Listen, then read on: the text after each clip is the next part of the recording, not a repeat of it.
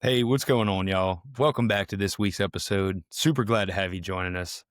Hope y'all are excited for deer season to kick off if it already hasn't for you. But this week's episode is absolutely amazing for maybe some tips on you for gaining permission for new ground, no matter what time of year it is. I think it's really relative. This one really helped me out personally on top of everything. I've got my good buddy, Mr. Justin Tabor, joining us from South Carolina. Justin is such a good guy. I've got a mutual friend of his. I ended up meeting him, I guess, a couple years ago while I was doing a show over there in Columbus, Ohio, the Ohio's Expo or whatever they got going on there. But anyway, super good guy. You guys are really, really going to enjoy this episode. We get into some great stuff, including his most recent buck that he just harvested in Kentucky. Phenomenal story. Really, really enjoyed this episode. I hope you guys all do too. Let's get this thing going off here soon. But first of all, we got to thank our sponsors that make the show possible. Osseo Gear. Make sure you guys are using our code RUNGUN20 at checkout. Save yourself 20%. And Painted Arrow Outdoors. Use code RUNANDGUN15 at checkout and save yourself 15%. Also want to give a huge thanks to Lone Wolf Custom Gear and Timberwolf Supply Company. Guys, make sure you're following each and every one of these companies. I'm truly thankful for the opportunities that I've been given for having them as a sponsorship, and it's been amazing. I hope you guys are following along. Like I said, with each and every company, we've got some great products coming from everyone. Also, make sure you guys go to Timberwolf Supply. Right now, I believe Logan is got a great sale going on, and I don't want to misinterpret this or get it wrong, but go over there, check them out. I believe they might have a 50% discount right now. He's trying to make room for new inventory. So go over there, tell him we sent you. We're going to get into our quote of the week. This one is from Albert Einstein. I really enjoyed this one. I thought it applied really well to today's episode. So I hope you guys enjoy it. Albert says, "A ship is always safe at shore, but that is not what it was built for." I hope that hits you. I hope you can think about that one and step out of that comfort zone. That's really what it boils down to. So let's get into today's episode. My good buddy, Mr. Justin Tabor. So what's going on, man? Good to have you on the episode. I really been dying to have you on for a long time now, and finally made it happen and got together. So what's going on? What's new? Yeah, man, it's been a long time no see. I guess the last time we seen each other was what the Ohio Expo Yeah, like in 2 years ago. 2024. Yeah, Uh huh. 2024. Yeah. And I think I got there at the very tail end of it because I I chose to go down to the hill country and do some scouting instead of coming to the expo. And I think I caught like the last 30 minutes of it, and Yeah. then I think we all came back to the cabin that night, and I think you had Yeah. some elk burgers or something, didn't you? Yeah, that's right. I cooked up some Yeah, elk burgers. I Yeah. actually stayed the night with you guys, and that was pretty cool. I think it's the first time we had met, but yeah, definitely a long time no see. How you been? I've been good, man. It's been life's just a whirlwind right now with between It is. work and trying to hunt or trying to scout, I should say. Yeah, And be a family man, all stuff you can relate to, which we're definitely absolutely. gonna dive into today. But well, first of all, I want to say congrats on your buck, your Kentucky buck at that, man. What a magnum. Like, Yeah, man. Thank you. That's it's definitely it's my biggest Kentucky deer. It's my biggest velvet deer. He's a good deer, man. And it's kind of crazy how it all came to fruition. You know, you plan and you sit there and you plan and try to formulate a plot of how it's all going to work. And it completely took a 90-degree turn, you know, a 180-degree turn in the opposite direction. It's just like, wow, okay, this is happening really quick. And so it's kind of cool sometimes, you know, you got to keep your head on a swivel. And that's what happened on that hunt. It just all came together very quick and plans completely changed. yeah, I'm super excited to hear about it. We're definitely going to get into that. But Justin, I wanted you to just kind of do a little introduction and tell some people about, your life, your situation, how long you've been bow hunting, and a little bit about, your style. Yeah, so I'm Justin Tabor. I'm 34 years old. I am currently from Lexington, South Carolina. I grew up in North Florida, kind of cut my teeth in the river swamps of North Florida. And I've been living here in South Carolina for like the last, I'm going to say 13 years, give or take. And so always been in the South, always kind of hunted the swamps, I guess you could say. And absolute whitetail fanatic, man. I love to do the out of state thing. I don't even get too excited about hunting here at home anymore, chasing the caliber deer. We're chasing out of state, but just absolutely love it. I'm married. I've got 2 girls. They're my cheerleaders, man. I call them first. You know, they're hooting and hollering every time dad kills one, and just absolutely ate up with it. Probably started archery hunting. I'm gonna say I was probably 16, and had no mentors really. I mean, I had a friend that we started archery hunting together, but outside of that, like I bought my own bow myself, so on and so forth, and we just literally cut our teeth in the river swamps in North Florida. Okay. And believe it or not, was successful pretty quickly. You know, was killing animals. You know, Mhm. even got on a few decent bucks. So I've been doing it for a while. I took a little break right around when I had my first kid. I moved to South Carolina. We had our first kid. I started a new career, which I had no experience in previously. So I learned a lot in the first 5 years. So therefore, I kind of took myself out of the picture. I hunted when I could, but I was so busy with work and trying to save money to buy property and build a home and just start life. I kind of sort of took myself out of it for a little bit. And then once things started flowing correctly, I got into it more than I've ever been into it. And Yeah. now it would be cheaper to probably have a drug addiction than to do what I do and to make the trips we make constantly from spring through the summer into the fall. The gear we buy, I mean, it's crazy, but I absolutely love it. I wouldn't have it any other way at all. Yeah. No, I love it, man. It's so cool. I feel like we're both Justins. We both got two girls. We're relatively the same age. I'm like a year older than you. Yeah. So it's crazy, man. And, you know, you kind of didn't touch on the point that you are an absolute stud, Justin. I mean, out of anybody that I know, like this dude is built like an ox and he hunts hard. Like there's a lot of people that work out, but there's not a lot of people that work out that much and are as consistent as you are. So like, has your fitness really helped you? You feel like, excel, or do you feel like it's more of a mindset thing, like that you're just willing to work harder than the next guy?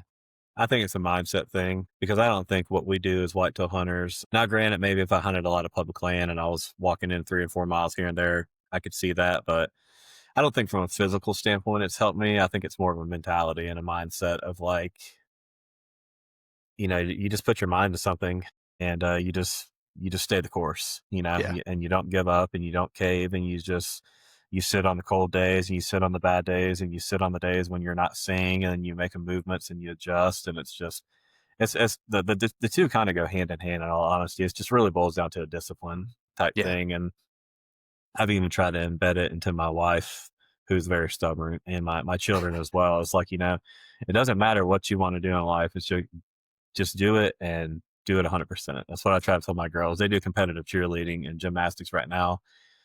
And dude, I'm a cheer dad, Yeah. but it's because of how hard they work at it Hmm. and how much effort and heart they put into it. And I'm like, hey, I'm here for it. If you're going to work hard at something, give everything you got to it. And that's kind of where I've gotten with the whitetail thing, man. It's absolutely consumed me, Justin.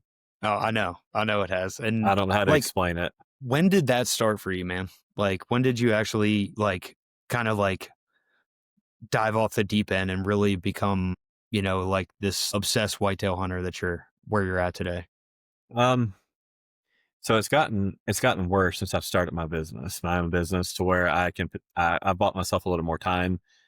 Used to, I worked for right at 10 years in the crane industry. I was a crane operator, truck driver, rigger, man of many, jack of many trades. Um, I worked 6 days a week doing that.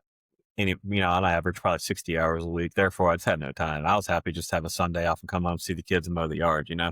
Right. So therefore, since 2022, I've started my own business and I have some guys that work for me, some good guys. And, typically they're on the roads anymore more than me. I'll fill in wherever needed. I can pretty much do, well, I can do absolutely everything in the business. So as far as being on the road, they burn the roads up and I'm here at home. So therefore I'm able to sit here on this computer and look at maps and look at hunt stand and send letters in the mail and make cold calls and plan trips. And for me, it's just the obsession. I've had to fixate on something because I'm so used to being busy 60, 70 hours a week. So therefore, well, we don't work like that sometimes. We might work extremely busy for 3 or 4 days and we might have a 3 or 4 day dead period. Well, I'm used to being consistently busy. So therefore, I think I've had to fixate on something and it's been hunting. Yeah. and it's gone to another level. I mean, Cole, I've said it in other podcasts before, but Cole picks on me, tells me that I'm autistic. And he's like, "You got high functioning autism, dude. There's no way you're this obsessed." And I'm just like, dude, I just love it. I'm ate up with it. I would pick up my whole life just like you. And I would move to the Midwest just to chase big trophy whitetail for the rest of my life, you know? Yeah. So I never really think about it like that, you know? Like, and thank you for saying that. I really appreciate that. It's like, but I never really looked at it that way. I guess I met my wife through like kind of because of hunting. It's just always been a part of my life.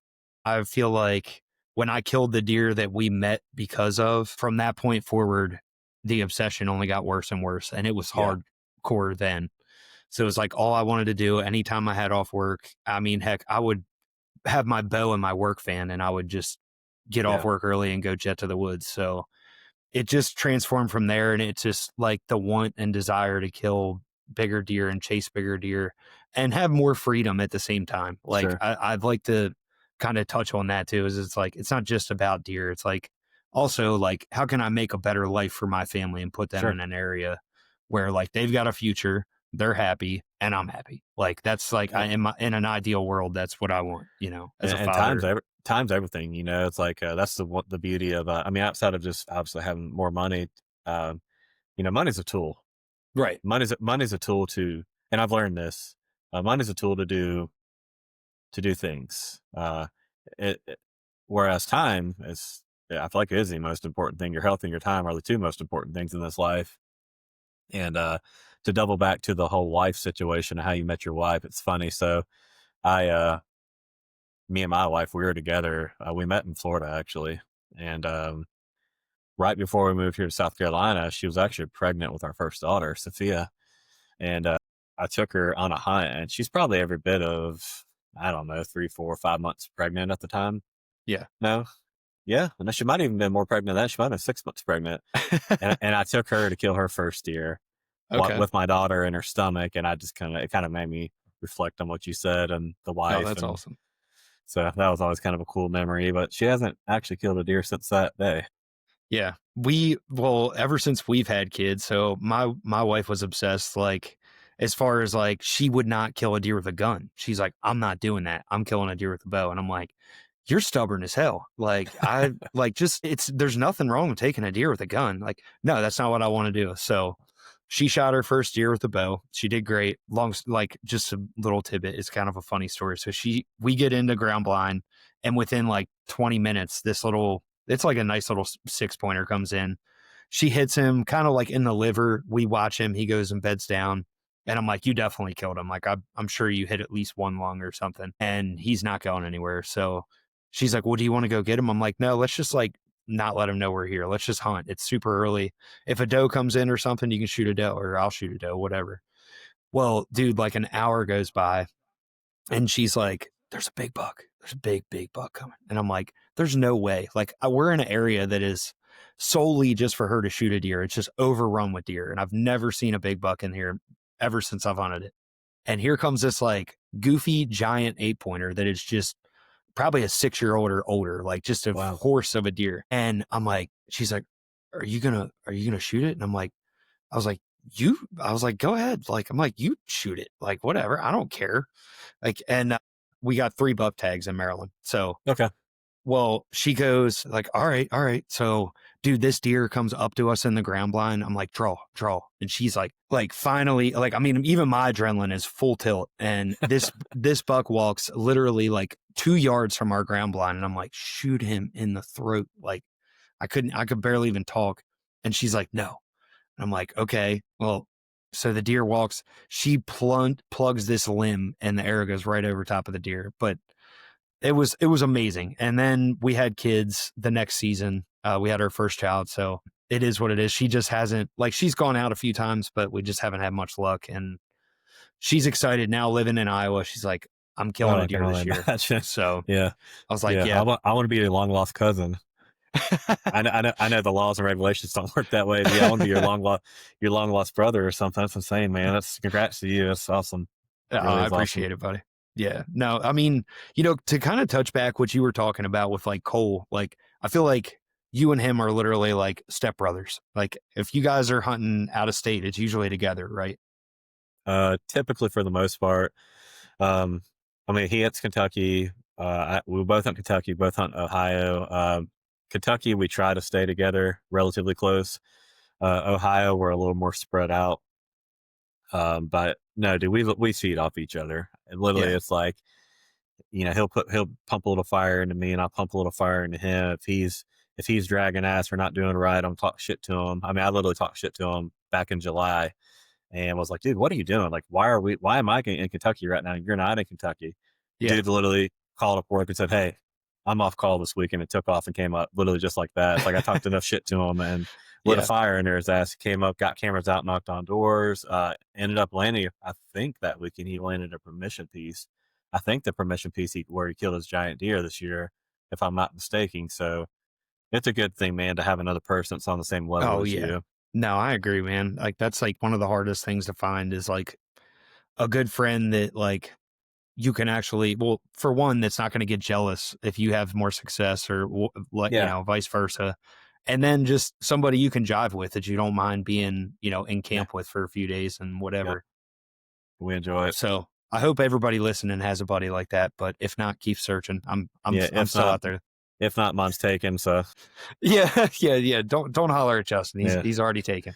don't call But Cole. another huge reason I wanted to have you on, Justin, was, to kind of, I don't think I know anybody else that does as much research as you do. You're almost like, a private investigator for finding good pieces of land. And you're not afraid to reach out to anybody. You're not afraid to send letters. Like, when did that start for you? And maybe if you can you share a little bit of information to help some of our listeners, like, get over that like little that fear hurdle of doing this? I'll tell you where it stemmed from. And so in 2022, I started my business. I started my business from absolute scratch, absolutely nothing, had not one customer to my name. And I went around and started meeting people. I started shaking hands and handing out business cards and just touching base at cold calling, sending emails, anything I could do to just talk to somebody, a real life human being. Right. And I've built a really good client base to where I don't hurt for money anymore at all or time. Um, and I think that actually built a confidence in me that I didn't even know that I had. Mhm. So I think that turned over into the hunting for me to where it's like, well, if you can go out and you can make, you know, $100,000 client here and $100,000 client here, why can't you go talk to old man on the hill with the farm? Right. Why can't Right. you, why can't you cold call somebody? Because like in my mind, I'm always expecting no. Yeah. It's kind of like back in the day when we were chasing women, right? You go, man, that woman's she's a nine, man. There's no way I'm gonna get her phone number. It was like, I'm gonna go shoot my shot. In my mind, I'm already expecting no. So Right. what's the worst that can come out of it? I know she's gonna say no, but if I get her phone number, well, guess what? That's a win. And that's my thinking too. It's almost like I send I uh, every year I send a lot of letters. Yeah. Probably probably will dial back a lot this upcoming year because I feel like we've finally gotten to the point to where I don't need land in Ohio. I think we finally figured out where we need to be in Kentucky. And in Illinois, we just hunt permission farm. There's giants on it too, so there's really no need. But I won't send them out in the mass quantities that I used to. I would just go full retard.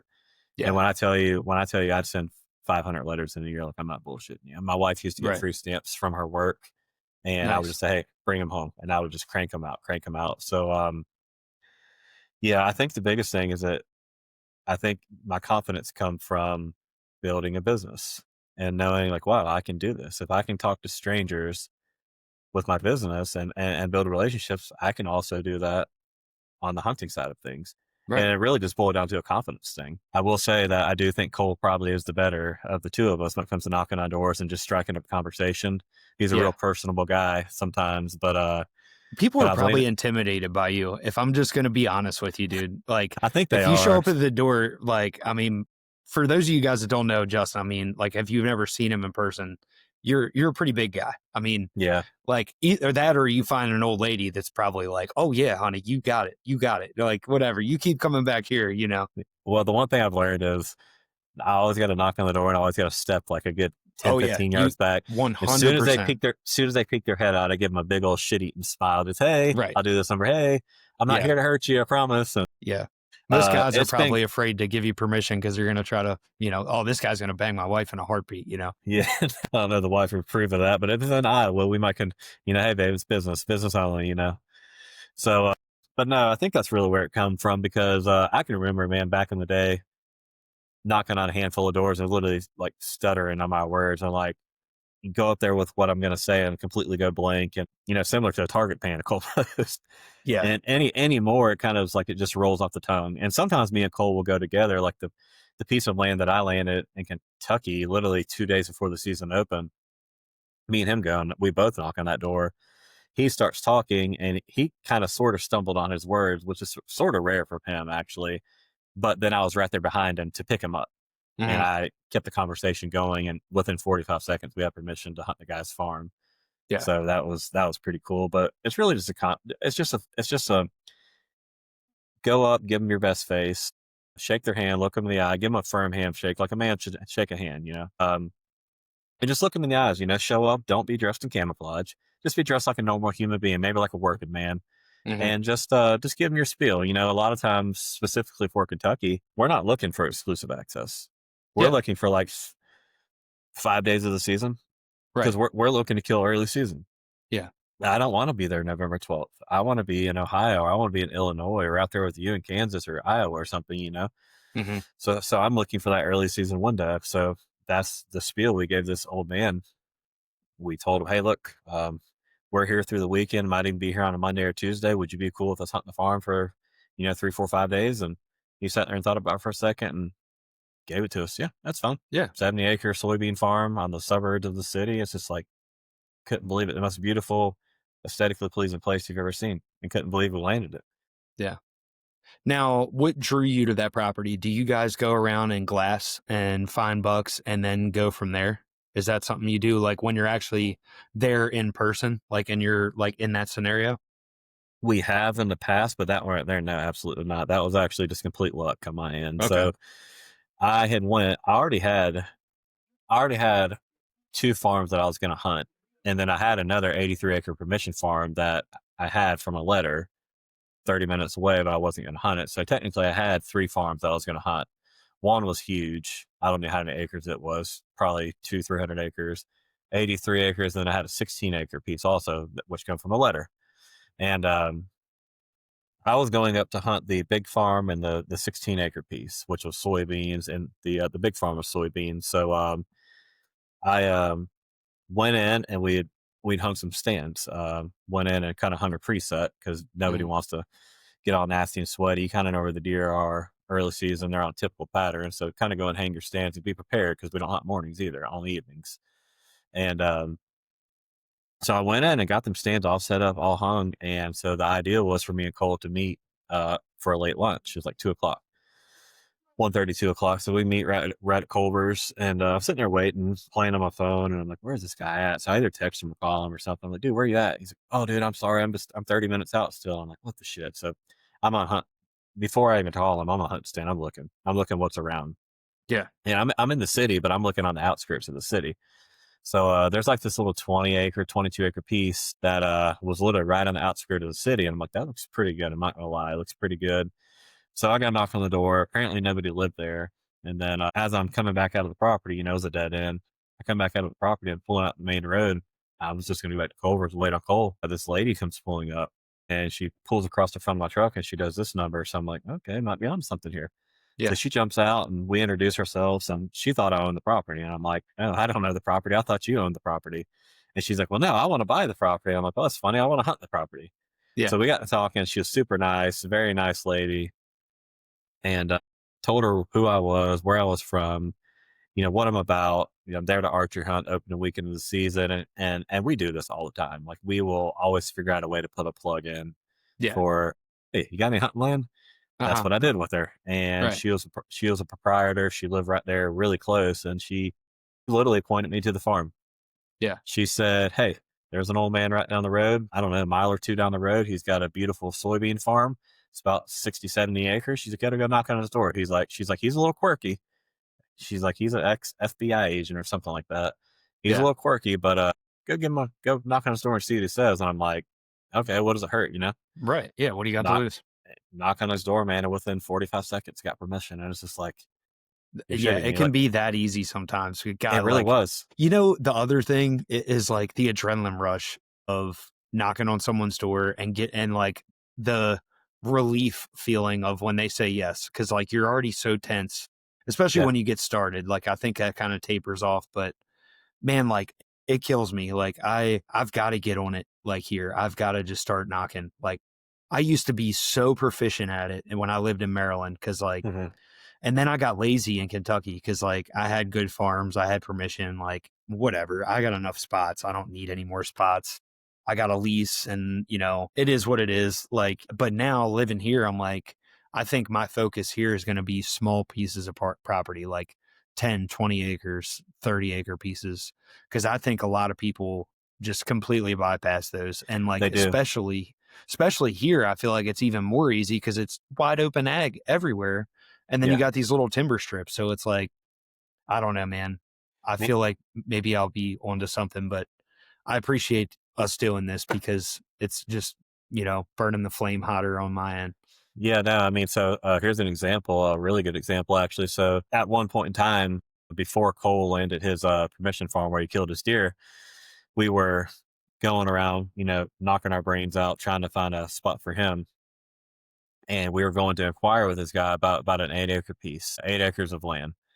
Go knock on his door, and 8 acres of land turned into 400 acres of land. Oh, wow. Really? Gave us full access to, like, do what you boys want. The only thing I ask, if you kill a buck, kill 2 does. Okay. And come to find out, he was like I want to say, I think he's the ex senator of Wow. Kentucky. We had no clue who this guy was. And we go up there and we get talking to him, and he's just, I mean, just the coolest guy you ever met in your life. Sat there and talked with us, just a great person. And said, yeah, go do what you want to do. Just tell me where you're going to be. Yeah. And granted, we didn't hunt there at all. Come to find out, there was really low deer numbers in that area. Probably, it was absolutely beautiful farm, but just very low deer numbers. So, but just little things like that, man. Yeah. What to inquire about 8 acres, and I guarantee you, we got permission to 400 or 500 acres. It just, yeah, Yeah. do what you want with it. I know, So for me, the number one thing that I think really excelled my permission numbers was immediately, like you said, knock on the door, step back, let them see your hands so they yes, don't think you're trying to pull something on them. And then immediately when they answer the door, hey, how are you doing? I'm not here to sell you anything and I'm sorry to bother you. yeah, And like the amount of people that were just like, man, like I really appreciate you like coming up to me and saying that you weren't trying to sell me anything because yeah. I'm so sick of people trying to sell me shit on my doorstep. And I'm like, I I understand. And like, and then you do your entrance into your spiel. And it's like, hey, And it here's what I changes. got. Yeah. It's never the same thing, but I always do that. I always back. I walk up, knock. I back away a pretty good ways, give them comfort, and Right. then as soon as I see them peek out and look, I always give them a big smile, big shit eating smile. Give them a little, Yeah. hey, how you doing? And Yeah. I just pretty much, they'll step out and say, hey, I apologize that you open your doorstep unannounced like this. I was like, I'm going to apologize in advance, but Right. and that's when I go into it. And Yep. the archery thing, that's the number one selling point. 100. You're an archery only guy. Even if you want to hunt rifle maybe a year or two down the road, don't mention guns. Don't mention No, rifle. You're an no. archer guy. That's all you want to Yeah. do is archer hunt. Because what you're Right. going to do is, if you get permission to the farm, that's your entryway. That's your Yeah. way to build a relationship and let them to get to know you and you to get to know them. So just be an archery only guy. And a lot of times being just a single hunter helps too. And I actually was going to even take it a step further. And sometimes if you can turn it around and they're going to say no, if it's near a place that you've already got permission, and there's especially for like, a scenario where you got a giant deer that you're chasing and you're just trying to obtain more property to get access at them. Sure. I think it's really smart to ask if, hey, would you mind if I put a trail camera out on your Sure. property? Like, if anything, it might help you. I'll let you know if there's any intruders. I'll even share some of the pictures with you if you'd like. And I've That, done that in the past, and that actually has helped me connect the dots on bucks. yeah, you're not wrong. I've done that actually here local on a buck here at home, but that and also having a name in the community. So say Yeah. you hunt 4 farms over. Hmm. You'd be like, "Hey, Mister Such and Such down the way. I do a little hunting over at his farm, and like you say, I'm chasing a very specific buck, and just trying to broadcast on net of cameras and try to determine where he's living, where he's coming and going from, and just simply, and it's really with the older community that I've noticed Yeah. Yeah. having a name or just some kind of relation. Because who's to say they don't know him really well? Well, yeah, let me think about it. And then they might call Billy Bob the next day and say, I had a nice boy come knock on my door and he said he hunted your farm. Oh yeah, Hmm. that's a nice and just that's just how the older community works. So that's huge right there, actually. Yeah. Is just You're knowing a absolutely name. right. Uh huh. Yeah. Having a Yeah. reference almost. Going in there. And then, another few tips I've heard is people ask, like, hey, would you mind if I coyote hunted here for like a bigger farm or something like Sure. that? It's like, hey, I know you got a problem with coyotes. I coyote hunt. And then other guys will just say, like, hey, would you mind if I turkey hunted? And then that's your foot in the door to take it, like, hey, build a relationship with these people, let them know you're trustworthy. And then eventually, you know, I saw some good deer sign in there. Would you mind, if maybe could I bow hunt, You and just then gotta get once they foot in get the to know door. you, I think it's almost like a given. Like if they're good people and you can read the scenario. Yeah. Well, I But think good people know good people typically. I think yeah, within the first couple minutes of talking, they kind of get an idea of who you are and the kind of person you are. yeah, And I think that's kind of what's helped, Cole and I to land some of the spots we've landed. It's just good character yep, people. And, you know, we don't have any tensions on no ill intent at all. So right, I've absolutely, also man. heard, a lot of, which we haven't really exactly done this. If we lived closer, we probably would. But I know a guy who hunts Ohio. He built his entire relationship around physically killing deer. And these are like the river bottoms of Ohio, like in some crazy good areas. And they kind of have like an unspoken agreement, like you come in, you kill deer. So what he'll do is during gun season, he'll bring a bunch of people up from Florida and they'll come up and they'll massacre deer, Yeah, whether it's legal, whether it's not legal, I don't know. But he has yeah, permission. This farmer sets aside X amount of acres for him and his people. During archery, he goes up and he trophy hunts, but during rifle, they come up and they shoot deer. they just And shoot so toes. Yeah. well, I think they shoot anything, actually, it's kinda Oh sad to wow. think about, but, Yeah. he has, like, like, hundreds and hundreds and hundreds of river bottom acres in Southern Ohio on some phenomenal ground. I know it's phenomenal ground, simply just by killing deer, like, an unspoken, like, "Hey, we'll kill your deer and save you money on the crops. You just let me have it for the first 3 quarters of the season to hunt it like I want." Wow. So, That's a new yeah, one. Haven't heard that. farmers want deer dead, man. Oh, I know they do. I think I'm not trying to ruffle feathers here for any of my farmer buddies listening, but one of the most dangerous things to a deer herd could be a farmer. No, it is. They just don't care and they want them dead, like you said. So it And is what it is. yeah, us on the other hand, it's like, well, yeah, you can shoot the does, but Well, then when yeah, when they're shooting them in April, it's like you don't even know what you killed, no, no, they don't. And then like they just don't care. They don't care. Shoot them all. Shoot them all. I want them all Yeah, dead. It's like yeah, and I that's get it. yeah. I do Well, get it. it's heartbreaking too when you get a piece of permission ground and then you've got okay, I had the whole property to myself during bow season. Now I have Tom, Dick, and Harry in here, and I'm at a wit's end. Like I can't go hunt this place because it's just there's. Last year, I had a great buck come in like in November, and you Uh-huh. know how Kentucky's rifle season falls. Well, he That's why we comes don't in hunt there.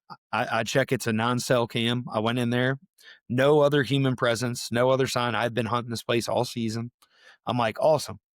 Great deer showed up 2 days in a row, hit this scrape right on the field edge. I already got a set hung right there. Money. And I go to drive in there early, like 2 p.m. This dude is unloading his four wheeler to go drive into this farm, which, like, you 100% do not need a four wheeler to access this farm. God, man, it just burned my ass. Like, and, the guy never killed anything in there. I ended up There's a talking to reason. him in turkey season. But There's a reason we try to kill the first 5 to 7 days of the season in yeah, Kentucky, and it's due to the regulations, man. Like yeah, Kentucky could be even a better state than what it is if they would yeah. change the rifle season to make it similar to Ohio. Hmm. A late rifle season and to get out of the peak of the rut. A lot of the jacked up 3-year-olds would survive, in my opinion. If they did that and they got rid of baiting, I think it would be just as good or better than Iowa, to be I honest with think it you. really would, man. I don't know what it is The about them deer, genetics but are there. they They really are. are there. But Yeah. the summer regulations got to change. But I think every state could change a little something here and there. Yeah, So absolutely. it is what it is. Whatever. we're not lawmakers here, but Yeah. man, speaking of Kentucky, I got to hear this story. Like, I want to hear, if you don't mind, kind of like, does your story and Cole's like kind of coincide at all anyway, or no? Yeah, I mean, he was, we were together for, I mean, unfortunately, I wasn't there for his kill. I hung out like an additional day and a half after I killed mine, hoping Yeah, something was going to come together. And finally, I'm like, all right, I got to get back. You know, I got the wife right. and kids and work to catch up on. But I know, we've always hunted kind of over towards the side of Kentucky where you live, towards the western side of the state. Yeah, And that was the plan for this year. I had went up in February, got mineral out. Hell, we had made probably 3 or 4 trips to Kentucky, and on the western side of the state, you know, put mineral out, just scouting property, kind of see, you know, finding intersecting trails, so on and so forth. You know, just typical stuff. And I actually ended up landing a really great farm right on a river. Um, through a letter, guy said, "Hey, come up and see me." So I think like during the month of June of all times, we could go up to Kentucky yeah, and get out some cell cameras. Figure out that the farm's not very conducive for early hunting. I did get one really nice deer on camera, definitely a shooter, but we ended up not even hunting there. So I think by like the third week in July, we were both on board for going to northern Kentucky. And this is something I've been trying to get Cole to accept, and I think he finally accepted it yeah, right around that third. We finally locked in and said, okay, we're going to do it. So we got a mutual friend up there who's like, hey, dude, you know, come up here. I got a place for you guys to stay. He treated us like royalty, man. Treated us amazing. Gave us what intel he had on the area. When I showed up, I already had an 83-acre permission piece, and I had like a 16-acre permission piece. But he gave me permission to a farm that he used to have permission on back in the day. okay, And so that was one of the farms that I was going to hunt initially. So then I had 2 deer on that farm that I was looking at real hard. And one of the 2 deer lost his velvet. And I really wanted to kill another velvet deer. So yeah, once he lost his velvet, I got to looking at him. I'm just like, he's not what I want to kill. I was like, I can tell he's a 3-year old. I'm just like, he lost a lot when he lost the velvet. He's one of them deer. It's like, wow, that hurts. yeah, And I should have been looking at his body all along, but I was looking at his horn. So when he lost the velvet, I'm just like, nah, I can't. So there is a just a very basic, mature 8 point, probably a 5-year-old 8 point. I don't know what he would have scored, but he was tall, tight, and heavy, had thick tines, had all the characteristics of mature deer. So I'm like, well, it's either going to be him or I actually did have a really nice deer on the 16-acre piece too, believe it or not. He was probably like upper 50s, low 60s too. But I also think he was a 3-year-old. But I'm really, like, you know what? Like, yeah, if it came down to it, I'm not going to sit here and say that I wouldn't have shot him, but I yeah, never hunted him. yeah, And I'm glad I didn't hunt him right, because I'm praying to God he makes it for next year. But anyway, so I go up, I get my stands hung on the big farm and on the small farm. I'm going to kill one of these 2 deer. I'm just like, I don't care at this point. I'm going to fill a tag. I'm going to get this pressure off my shoulders, and we're going to Ohio to hunt that's right, that's real right, giants. yeah, So like I said, I met the woman, and she points us in the direction of the old man. We go down, we knock on his door. And, you know, within no more than a minute, I know for sure, him and his wife both came to the door, talked to him. They were all smiling ear to ear, just happy to have us there, man. Just happy to talk with us, you know. And it's so yeah, crazy the good people you meet yeah, sometimes. It's insane. hmm, And we get permission. And by this time, Cole's already had been locked in on the deer he killed. He's been locked in on him for like every bit of 2 solid weeks, 2.5 weeks. Cole knew the deer he was hunting. yeah, So he gave us both permission to hunt there, but I was the only person really that took interest in the farm because Cole had a freaking mega giant to hunt, you know? yeah, So we get permission, and immediately we've got cameras with us and we've got some feed with us. You know, Kentucky, you can legally bait. So we're going to exhaust every option we can exhaust to make this happen.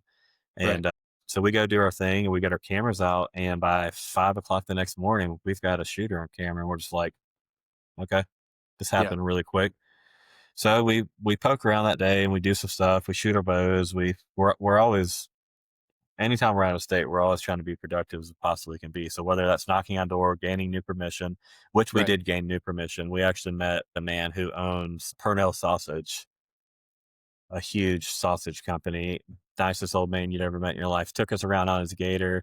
You probably seen the man, Snapchats on Instagram. Literally was riding in the back of his gator. Took us around. we needed access. We didn't want to hunt his land, but we needed to come through his land to access due to the north winds we were having. Yeah. So in the process, was probably Friday.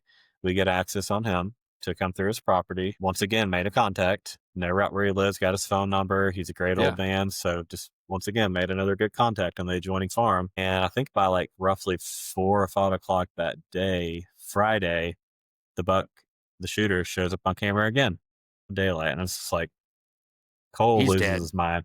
Cole Yeah. starts losing his mind. Like he is literally beating my dash. Like he's so jacked up and excited for me. Yeah. And I'm like, dude, what is happening right now? And he shows me his phone, and I'm like, holy shit, I'm about wrecked. And Yeah. then we're like, wow, okay, so we have to go hang a stand. So I only had brought two stands with me. I brought 2.75s with me. Mhm. And so I go over, and I should have. I typically always keep one on me, and I didn't that day. That's kind of like a rule of thumb. I always try to have one stand readily available to go, and I didn't. So we wake up. I want to say we woke up early Saturday morning, and by 10 o'clock we were at the big farm. We go Yeah. over there. We pull that stand down. The 8 point that I was looking to kill, he kind of had been real spotty on camera anyway. So we're just like, screw it. This is the most consistency we have. So we're just going to go pull this stand down. We're going to come over here and we're going to hang. So we get in there on the farm that I killed on, I don't know, 10:30, 11 o'clock, and we real quietly hang the stand, get like 3-6 high. Got just a nice little hole to shoot through on the edge of a soybean field, and there's a logging road coming up out of his bottom.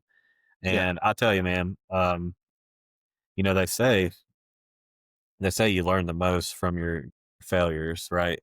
Yeah. And I truly believe that, because the Lord knows I've had a lot of failures in the past. But the one thing I can say that I've learned from that hunt was the fact of like an off wind. You hear people talk about an off wind, Yeah. giving the Like deer his giving the deer nose, the win. Mhm. giving his, but literally like flirting with disaster, like 15 Yeah. yards, Yeah. you're busted. And that's what Right. it was. So Yeah. I had sat there and contemplated for like 12 hours. Like, should I hunt this deer? I'm looking at weather underground. I'm looking at hunt stand. I'm comparing the two, the weather directions, And the wind is never it never cooperative is. in Kentucky, And ever. I mean, anywhere, it's I don't think, insane. Yeah. I was trying to hunt here recently in Ohio, and I was just absolutely just Any kind of makes me hill want to pull my country, hair out. it's like, yeah, just go for So it. I'm comparing notes, and I'm literally talking to Cole, and I'm talking to my wife, and I'm like, I don't know if I should hunt this deer. Maybe I should be a little more conservative and maybe just wait until the wind looks better, at least on my phone. Mhm. And I was like, you know what? I was like, this deer is right here physically right now. He's going to come back in. All you need is 5 to 7 seconds. So I slip in there. I get in real early. I'm in there like 3 o'clock, and climb up in the stand, get set, and I've just got my milkweed on me, and the whole time I'm just dropping milkweed, dropping milkweed, dropping milkweed, and the wind actually is calling for some northwest, and it had a lot more north in it. Thank you, Jesus. Had more north in it than it did west, which is what saved me. And Yeah. when I say like we had 15 yards, more to the west, or maybe not even quite 15 yards, he would have got me. So Right. like the one thing I did learn from that wind is like, or from that hunt, was giving that deer his nose, and it doesn't have to be by much. It's just enough to get an arrow in him, and that's what happened. Right. He, Yeah. I was sitting there, and I think a buck and a doe came out, and I don't know how they didn't smell me, Justin. They were completely downwind of me. I still don't really know how. All I can think, it was early in the day. Thermals might have been pulling up still. Yeah, I was gonna It's ask you, like, did you have any terrain near you to, like, maybe help you out where you're nothing significant. I mean, it yeah. dropped down into a bottom, so that's what had me so worrisome, was the Were fact they that if coming the from that bottom? they were. They Yeah. were, but I think what saved me was the fact that it was still early in the day and the sun was shining, and I Yeah. and I do believe that my thermals could have been pulling up still due to the ground Just still being over warm, top of them or just something over that top of them, possibly just enough to yeah. beat them. So this Yeah. buck literally walks right under me, a nice 8 point, man. I don't know, 115-inch 8 point. I'm talking like I'm inside of the wood edge, but like inside of the wood edge, I'm exposed. I'm Yeah. looking to shoot one in the soybean field, Yeah. Are you and big he on comes. scent control too? Not to cut you off, but, like, are you big on that stuff? Or you doing any cover scent, anything? No, Okay. I've used some scent thief in the past, but I don't think there's a product out there that you can beat the wind with. Yeah. No, I I mean, agree beat with a you. deer's nose with. Yeah. I think it can help you, give you a few extra seconds to maybe pull a shot off, but I don't think you can ever beat a deer's nose other than No. just playing the wind correctly. I used to buy into, now granted, I still got one of the scent bags with the ozone thing in it. Yeah. Um, That's I I'm the think same way. I treat I think my it has its clothes place. Yeah, I Um, treat my clothes with that, but, like, my biggest belief is, like, I think if you can do something to temper down your breath, I believe your breath is probably the worst. I do Like, agree. I mean, think about people you talk to, you're like, "I can be 3 or 4 feet away from someone, and if they got a bad breath, I can smell it," and I'm like, Yeah. you know So, when it comes to the wind, I used to buy into. I'd have the wife from head to toe, hose me down. Anymore, I don't really buy much of anything. I try to keep my clothes clean. I try not to pump gas. I try not to eat food. When I get through yeah, hunting, I immediately come out of the clothes. I don't let the yeah. girls hug me before going hunting for perfume, but just common sense stuff. I think it's kind of a gimmick between you and I in the No, podcast. I agree wholeheartedly with you. I just wanted to ask you.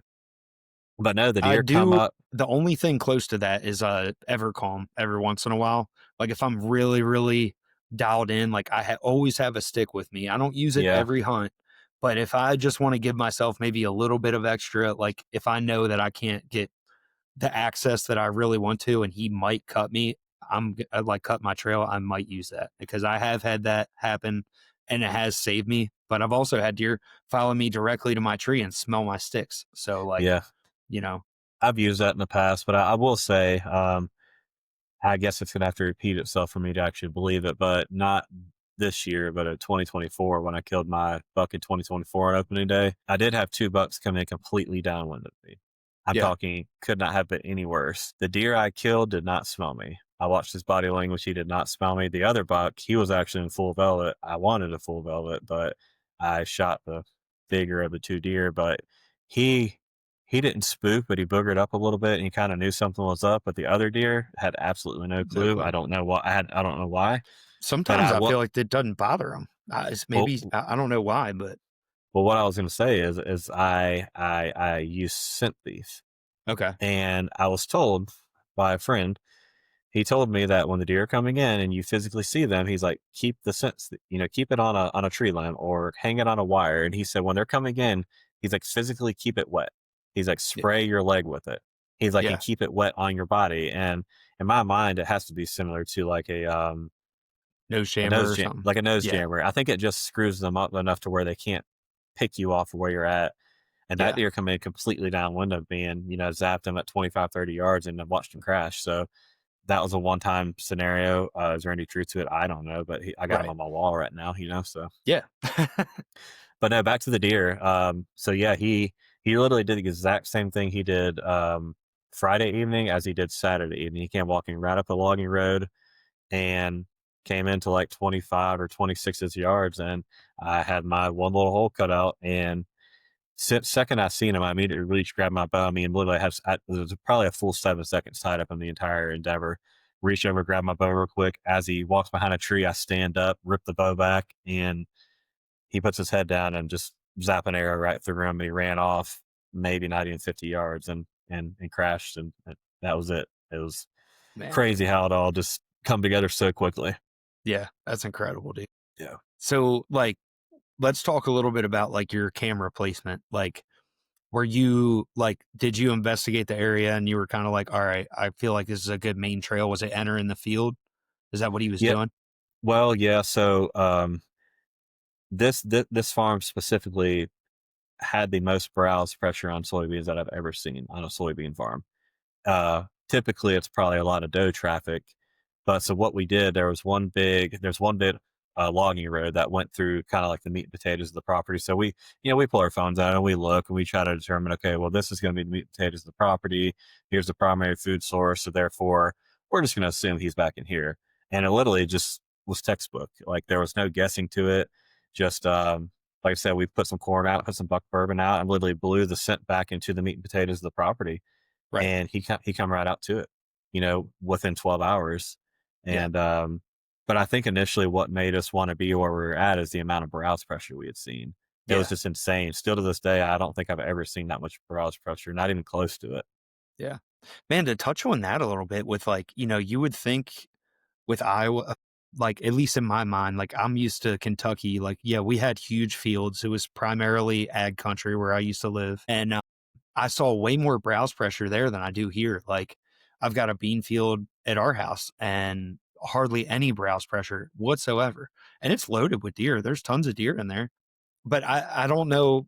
I don't know if it's because there's just that much more vast ag everywhere that they can just bed out in the middle of it and they mill around and eat like in the middle instead of the edges. I think It just so. struck me like it was kind of interesting. I'm like, man, like, I think you're onto something there. So we hunted Christian County, Kentucky back in the day, mhm, and that area is very, very vast ag. Like yeah, if you get a hedgerow here and there or a little drain, like you're doing good on timber. And the same thing, it's so vast. I almost think that, you know, it's just not as noticeable to where I was at. It was kind of, let me think. It was kind of sort of an isolated bean field. yeah, And that and believe it or not, I'll kind of off topic here. When I when I am looking for properties, say I'm on HuntStand and I'm trying to find properties, that is like a key element to what I'm looking for. I yeah. don't want to be in a big ag country. I want to find the isolated crop source. I No, want to and find I love that's what you said really earlier with important to like me. the dead end road is another huge factor that I think a lot of people take for granted. Like, if you're gonna go and look on maps for an area to hunt, you want to be somewhere that has minimal intrusion. You don't Sure. want somewhere that like people can see. Obviously, deer don't like to be seen. I've learned that over the years too. It's like, here's this farm that lays out flat and there's a little curve that just goes downhill on the backside. And you can bet your ass that's where all the deer are at. That's where all the thermals are going to pull in the evening. He can't be Yep. seen. He just Yep. living life to the fullest right there. So Yep. yeah, it's definitely important for sure. But yeah, sending letters and even when we go knock on doors sometimes, like that's like isolated ag. That's like I'm saying definitely top three when I'm looking for places to seek out. Yeah. I wanted to know, like, what's your ratio, dude? When you're sending in these letters, like, what would you say your numbers are for permission? Like per Permission, it's actually really low on the letters. Believe it or not, it's not as good as you would think. It's literally just so I when I used didn't to I didn't when think I it used would be. I was just it would curious. it's not. When I mass send them back in the day, I would get responses from people, and even if it was a no, whether it's a phone call, even emails, because I put my email as well. In my mind, it's just to get a response is a win Okay. because now I have your phone number. Yeah. Now I have a legitimate email, and who's to say a year from now I won't save this information and just come knocking your door and just put put a face to the letter. Right. Hey, I wrote you, and literally that's worked for me. Like Yeah. I have a permission piece now in the southern part of Ohio, phenomenal farm. I wrote this lady 2 letters and never got a response out of her. Went by, knocked on her door, met her. It went okay. I sent her 3 letters. Then I followed up with another letter, and she actually texted me like 2 or 3 weeks later, and she said, "Hey, I'd like you to come back up here." And I'm just was mind blown. I was like, "Are you kidding Right. me? This worked." So the You know, combination of the two is really effective, actually. how are you documenting what you're doing as far as like, all right, how are you keeping track of all these people and who you sent a letter to? Like, I imagine in my head, I'm like, okay, on X, you drop a pin. Do you have like notes in your on X where you're like, July 16th sent a letter, July 13th, August 15th sent another letter. Like, are you doing that at all? Well, I have taken notes on my iPhone.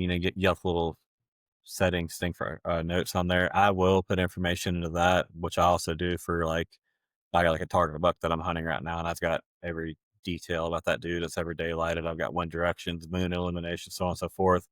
But the thing is, like, if you send out, let's just say you send out 100 letters, you might get, let's just say you get 10 responses out of a Okay. hundred, So and on general, like 1 in 10.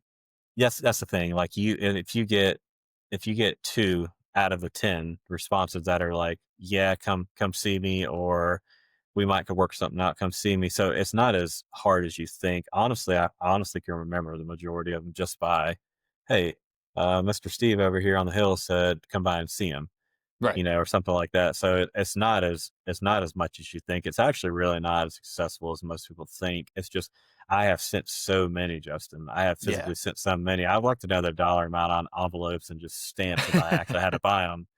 Uh, Door knocking is always going to be the best way to go because they can meet you and Okay. they get a feel for you. But the two together, the combination of sending a letter, I tell you something I've noticed, and I think it's specifically probably for older men. They like persistence. They like to see the persistence. So if you send them a letter and they didn't respond to you, well, 8 months later you go knock on his door. Hey, Mr. Such and Such, my name's Justin Tabor from South Carolina.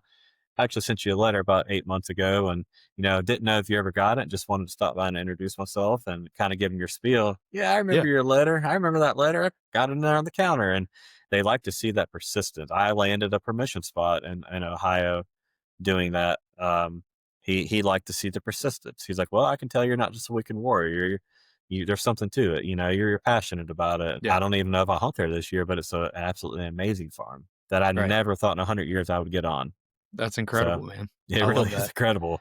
So, all right, so you get permission from these people. What's your way of organizing? Because I can just imagine you've got like a laundry list of places that you have permission. Are you like coloring them any different on your Onyx or anything like that? Are you Uh, like writing the address down maybe in your notes or something like that? Or I've got them. So I use Hunt Stand actually, and okay, I will, obviously drop a pin or highlight it, what it is. I just can remember stuff, man. I don't know why. Maybe Cole's right. Maybe I really am autistic, but I can literally look at photos and be like, okay, this deer come off this property. Like, I don't right. have to color coordinate and this and that. I can vividly remember, like, Well, I know it's where this deer come from. yeah. My wife's like that. She's like, I guarantee. She told one of my friends one day I was packing all my sheds up. She's like, grab an antler out of that box. Go to Justin and ask him if he knows where that shed came from. And I Yeah. know. And it's like, how the hell do you even do that? You got like hundreds of sheds. Like, how do you know? And I'm like, you don't know the amount of miles that it took to find that shed and the Yeah. excitement level. But like maybe now, like when I find a little shed, yeah, I forget the little ones. But any of my good sheds, I'm like, I could Yeah. tell you about the day or, anything like that. So just really cool. But And for me, really, I'm kind of basing it upon like the caliber deer that's on the property. Like, it's always nice to have, you know, I don't, I don't ever want to have just a A and B plan. Like, I want to have a C, D, E, F. I want to have numerous plans to say, say EHD killed a deer. Let's say one got ran over. Let's say your target buck gets killed. I want to have numerous backup plans, no, I love and that. That's why you're successful, dude, they're because always everybody relative. only has, I'm guilty of it too. Like you get that absolute magnum on camera and you become obsessed with him. And then something happens. He either dies and Yeah. then you're like, now what? You know? And I mean, for me, realistically, I'm just looking to shoot at just a good quality mature buck at this point. Like, it doesn't have Yeah. to be a magnum. Now, don't get it twisted. I I target big Oh, deer I like know you that, do. and Yeah. this year specifically, it could be really crazy. But I yeah, I'm just looking to kill a good out of state mature deer, man. It's kind of been my No. new goal is just to try to shoot some mature deer. It's Yeah. something I haven't done in the past. So I've done the No, dude, last it's a matter of three time. deer.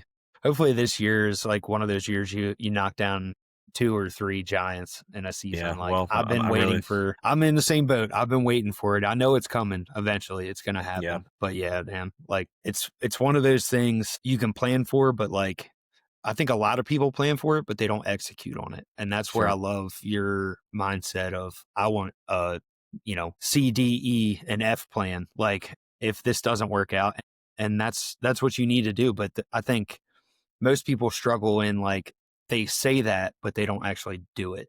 That's I think the biggest thing that I want out of this podcast that I do is like not only just mindset, but like really executing and becoming a better person in life, family, and in hunting. And like yeah, it really does come down to that. It's not just one thing that this guy's doing. It's a mindset. Like everybody that you guys respect that are listening at this point, it's like they all share the same obsession and the same like they get after life and the whitetails at the yeah. same time. And like that's what you got to do. And man, I'm super thankful for you joining me today, dude.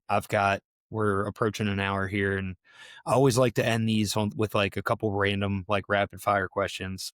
All right. I really am interested. My number one question I always ask is like, what's been your favorite broadhead over the years, and what are you shooting now? I tell you, for the past, I guess it's got to be 2 years now. It's got to be the G5 Mega Meat. I mean, it's just brutal. Yeah. It just Now, how many times are you getting pass throughs with the mega meat? of the deer I killed, I had a pass through, but I didn't find the arrow, but it punched through the other side. I have, I want to say I punched through the last 3 bucks I've killed. Even Okay, that big 265-pound buck from Ohio last year. Like, even actually, that was the best blood trail on the biggest deer. that's awesome. I love to hear that. It's a good broadhead, man. It's brutal what it does Yeah. to him internally.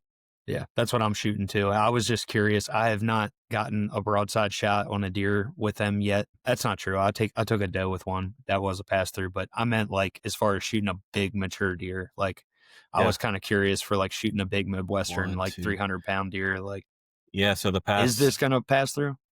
the past 3 bucks that I've killed, 2 in Kentucky and 1 in Ohio, have all been at the mega meets, and I don't have any complaints. I've Good. got three packs of them in there on the dresser right now, so we're Nice. ready. Heck yeah, man. Yeah, I'm loaded down. I'm heading to Kansas tomorrow, so Exciting. pretty excited for that. Yeah. It's more of a scouting mission than anything, dude. I just kind of want to, step foot on the ground. I've been trying to get out there, and in all honesty, I've been trying to spend as much time with the family as I can, with all my other Yeah. commitments that I've had. So I just, Isn't that so much funner though to me? I mean, something about the scouting, man. I like the it is, process that dude. goes into it. Like I love the process. the hunting part actually kind of sucks. I mean, I don't know how you feel, but it's fun to be in the stand. I feel blessed to be in the stand to have the, the help team climb up in there. But it's like I enjoy the process, man. I enjoy the Yeah. scouting and the work that goes into it because it's so much more rewarding when it all comes together. Oh, 100%. Yeah, I've had people ask me, they're like, well, man, like, you spent all season trying to kill a deer, you finally kill one, like what's that feel like? I'm like, honestly, it just makes it that much sweeter. Like it yeah. really does. And like You're, everybody, I mean myself included, you can bitch all you want about having a rough season, but there's nothing better than having a rough season and coming out on top.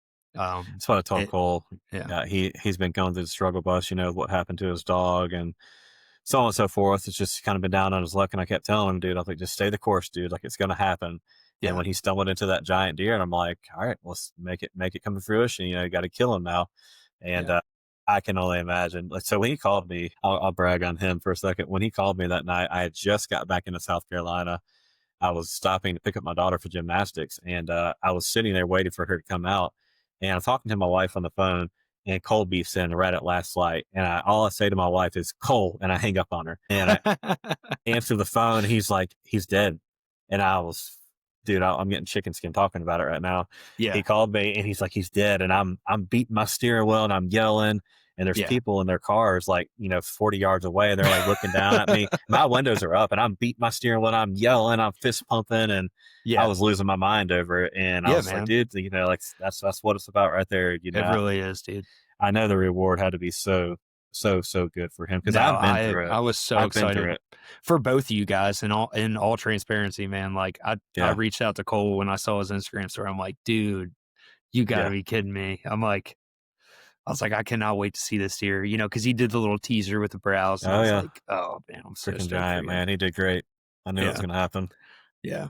All right, next question. If do you have a favorite song that you like to head to the woods to, like get you fired up? I can't say I do. Okay. So, speaking of favorite songs, I think back to and I'll try to keep this short. I know you're trying to keep this at an hour. So, I think back to in a day when I used to hunt in North Florida, and the biggest deer I've ever had the opportunity to hunt in the state of Florida, which I mean, it was honestly probably this deer had, I don't even know how big he was, but he was like a really big deer, Yeah. like a Midwest type deer, how big he was. I remember riding to the stand that morning in the farm truck with my buddy, and we were listening to it was an Akon song. And Okay. it's I'm trying to think of the name of the song. I can't remember it, but I remember specifically it was Akon. And then after we got out of the truck that morning, walk up the fence row and literally have the opportunity at the biggest buck of my life. Of course, the gun clicked, and that's what fueled the obsession that you see today. Yeah. But I remember it was an Akon. It was definitely an Akon song. Now, granted, I don't really listen to Akon at this point in my life, but Right. Right. I just vividly remember listening to that song that morning on the way to the stand. Yeah. I remember being a kid, man, back before we had phones and stuff to dick around with in the phone, dick around on the phone, like while you're in the stand. And I always like would get a song stuck in my head. Always be like the randomest, stupidest song like ever, but it would just play over and over and over and over in my head. So my dad was huge on Ted Nugent. We would always jam. So Yeah. that's why I like asking that question. Everybody's got some people have like their theme song. For me, when I'm really zoned in and I feel confident that I'm going to kill a deer, it's tequila. I don't know why, but I seem to like have very successful hunts when I listen to Huh. tequila. So Might have to yeah, use that. I need I some don't know success, why. more Hey, success. if you do, make sure you tag us. And Yeah, I'll give you credit for it. yeah, but all right, next one. What and where, what would you be like if funds were not the issue in the world? What would be your like number one bucket list hunt? Mm. Dude, I'm bit by the whitetail bug. All right, all right, Y- I love I it. would I, I No, would we have got to another one. go. I'd have to come see you. I mean, Okay, I can't think. Iowa I mean, whitetail. I would have to. I think a big bugle and elk and all kinds of craziness, and red stag and stuff of that nature, but just don't do it for me. Like there's something about a big whitetail buck, and I think it's just because they're just the smartest damn creature in the woods, man. Like No, they just got I like a love it. sixth sense almost. Yeah, It'd have to be a whitetail, definitely Iowa, Kansas, somewhere out that way. yeah, that's awesome, man. I love it. And I got one more selfishly. I feel like, are you like a quote guy at all?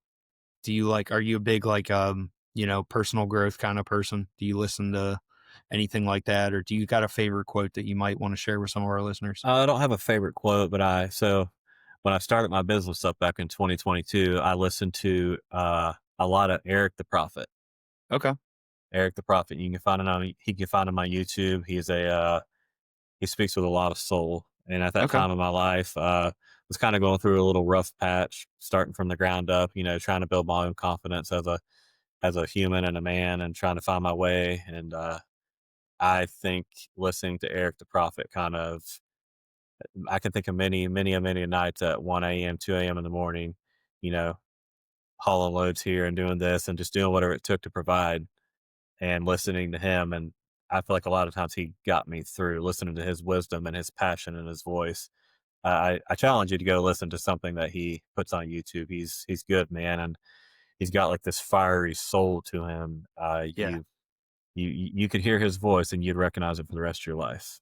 Okay. I love that, So man. I'm in the same boat. When I was working in DC and decided to change my life for the better, I listened to a lot of Jim Rohn and Les Brown. And for those of you guys listening, we always start the podcast off with a quote of the week, and a lot of them are Jim Rohn or Les Brown or somebody along those lines. But yeah, I challenge you guys this week, go out and start listening to stuff like that. It will absolutely change your life and your perspective on life, and sure will. try to apply it to hunting. But Justin, it's been such a blast, man. Thank you so much for joining me today. Where can our listeners follow you and like get in contact with you if they wanted to? Like, Yes. So I just mainly do Facebook and Instagram. On Facebook, I'm just going to be under Justin Tabor, Tabor.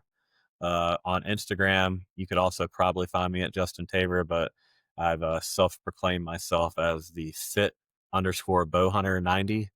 And I probably do more on my Instagram than I do my Facebook. But okay, yeah, feel free to give me a follow, shoot me a message. I'm an open book. I've literally uh, did a podcast with David Riley months back and literally like had phone calls with guys writing me, "Hey man, can I talk to you for a moment?" I send letters too, and literally struck up a 45-minute conversation with a random dude yeah, who lived in Michigan, I think actually, who's also really successful using letters. And we shared tactics, and he's actually a more polished version of me, to be honest. oh, that's And awesome. yeah, so we shared tactics and how he does this and his approach, and I shared some of mine, and we were just bouncing ideas off of each other. So it's just cool, man, to do this and be able to network with like-minded guys, that have a real passion for the outdoors. Yeah, no, absolutely, man. I've met some of my best friends from just the hunting industry Absolutely. and just random people that share the same obsession we do. So you're It's absolutely not right. it's not even comparable, man. Some of the people I've met in this industry, I wouldn't trade it for anything, Justin. I really wouldn't. No, absolutely, man. Likewise, brother. Same with why we're talking right now. So, Absolutely. hey, I will definitely be keeping in touch with you, buddy. Look forward to talking to you next time. All right, man. I appreciate it. Thank you. Yes, sir. Have a good day. See ya.